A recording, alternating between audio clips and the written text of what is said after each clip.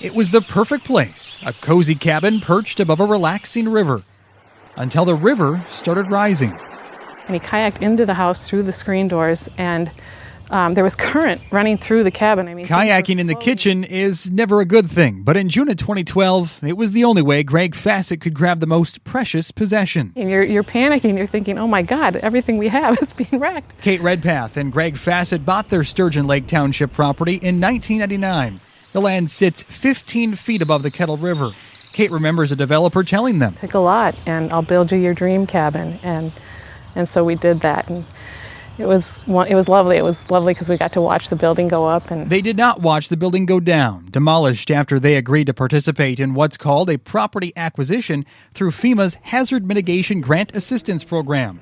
It's available to all counties in the state following a federal disaster declaration and is designed to prevent future damage. It's a win-win, I think. The Minnesota Department of Public Safety Division of Homeland Security and Emergency Management administers the grants from FEMA. In the case of acquiring flood-damaged homes, you remove the potential for damage. You remove the potential for emergency responders to have to respond to that. It's 100% effective, and it's our favorite type of mitigation in the state, in the FEMA region, and across the U.S. FEMA awarded Pine County $4 million to acquire and demolish the homes. The Minnesota Department of Natural Resources covered the 25% non-federal share. Homeowners do not have to participate, but those who do receive pre-flood fair market value for their property. Roughly 30 homeowners agreed to take part in this project. Another 40 decided to stay, repair their homes, and hope for the best. So we are standing in the Cathedral Pines area of Sturgeon Lake, Minnesota. Kelly Schroeder is the Pine County assessor and the local contact for homeowners who cannot apply on their own but must work through a city or county. So we pretty much really looked at houses that we considered, from the assessor's standpoint, 50% damaged or more. So the water was on the main floor of the home and generally was above the baseboard of the home. We were able to set our own criteria, and so we could decide whether we wanted to go homestead, non-homestead. We wanted to include everybody because everybody had the same loss. Granted, some people it was their second home, some people it was their primary home.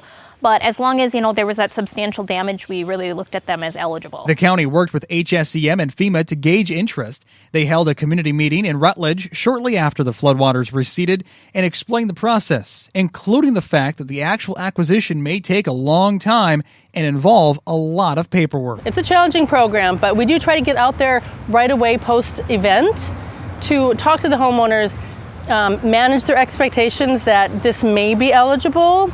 Can't make any promises, but it is a lengthy program, so we're not going to buy you out in the next 3 months. It may take a year and 3 months or 2 years. And to participate, counties need to identify flooding as a risk and include it in their hazard mitigation plan. So that's something really for counties to keep in mind, is to keep their hazard mitigation plan up to date and make sure that all risks are involved, whether it's wildfires, flooding, severe storms, all avenues. After the acquired homes are torn down, the land must remain open space, letting nature absorb future floodwaters, and homeowners live without fear of repeated damage. It's a gift. It's really bittersweet to be leaving there, but I'm grateful that we have the option. For more information on the Hazard Mitigation Grant Program, contact the HSCM Hazard Mitigation staff. For the Department of Public Safety, I'm Josh Knodel.